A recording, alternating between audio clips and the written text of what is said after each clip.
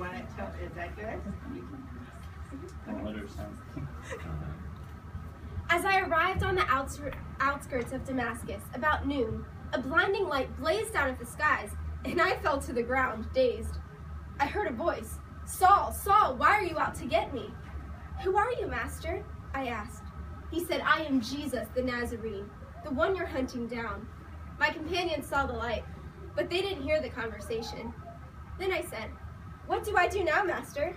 He said, "Get to your feet and enter Damascus. There you'll be told everything that's been set out for you to do." So we entered Damascus, but nothing like the entrance I had planned. I was blind as a bat, and my companions had to lead me in by the hand. And that's when I met Ananias, a man with a sterling reputation in observing our laws. The Jewish community in Damascus is unanimous on that score. He came and put his arm around my shoulder and said, "Look up." And I looked, and I found myself looking right into his eyes. Acts 22, 6-13. As I begin, please ponder these questions with me. Would Paul's story been different if it wasn't for Ananias? Would Paul have figured out what to do without his help? And finally, would the Roman Empire have experienced a different spiritual awakening? Or not one at all? Now I know that you're thinking that we can't answer these questions for sure, but these what-ifs may have changed the course of history. The first thing that I want you to remember is that the smallest act can make an eternal impact. Ananias had one conversation with Paul, one, and it changed Paul's life forever. This fact helps us discover that God has purpose in everything, even when we don't think that the smallest things matter. Never underestimate the power of simple obedience. Ananias probably had no idea that God was going to use Paul to spread the gospel around Rome. You and I have no idea how God is going to use us to change the lives of those around us.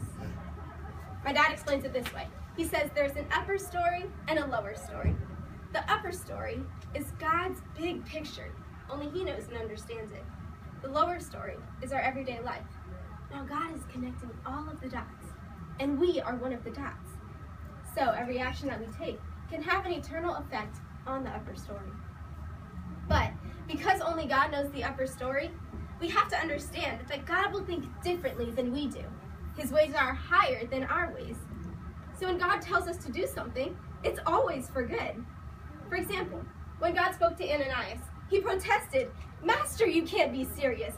Everybody's talking about this man and the terrible things he's been doing. His reign of terror against your people in Jerusalem." Acts 9:13. Saul was a terrorist. He was killing Christians everywhere. But God knew what was going to happen. He knows the upper story. He knew that Paul needed someone to build him up and speak life into him. Ananias would be safe in God's perfect plan. So in everything, we are called to follow. Like Ananias, sometimes we will be called to follow when it's scary or when it doesn't make sense. But in all that we do, we have to choose to surrender to God's perfect plan. Last summer, I got to meet Stan Stewart's wife, Anne. In their book, Dying Out Loud, Stan and Anne talk about their lives as missionaries to Turkey and how Stan had to pay the ultimate price for the cause, death. As I was talking to Anne, I said, "Thank you for everything that you have done for the Turkish people." And she said, "Oh, we haven't done anything. We just follow. We just follow." Now the decision is up to you. You can choose to remain stagnant, or you can choose to follow. But don't miss out on being a part of the upper story. God is waiting for you to join Him. Though it may not look like what we expect, following God will be worth it. It's always worth it. And who knows, maybe you will be the spark of change in the lives of those around you. Thank you.